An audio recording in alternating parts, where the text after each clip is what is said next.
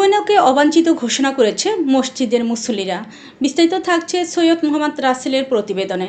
পটুয়াখালীর কুয়াকাটায় কলাপাড়া উপজেলায় ইউএনও রবিউল ইসলামকে অবাঞ্ছিত ঘোষণা করে বিক্ষোভ মিছিল ও মানববন্ধন করেছে।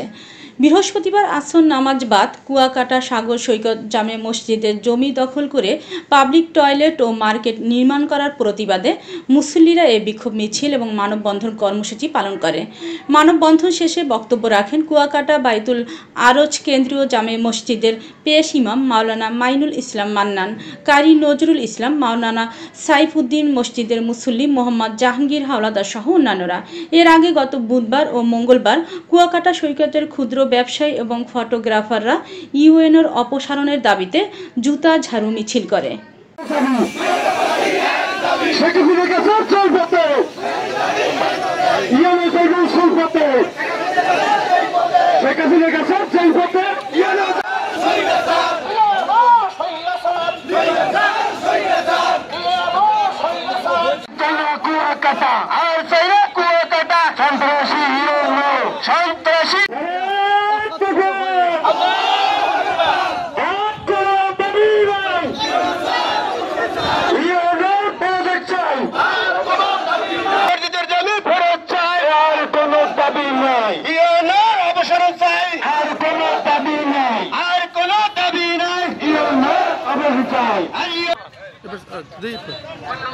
আর কোন দাবি নাই,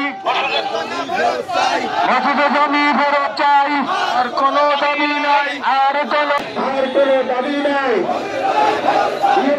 অবসর চাই।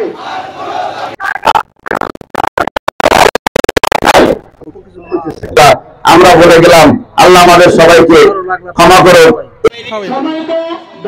মুসলমান ভাই, আমি একটা কথা আপনাদেরকে বলি, আমরা বলতে পারেন যে নেতাকর্মী বা সদস্যরা সবাই একত্রিত হয়ে উপজেলা প্রশাসনের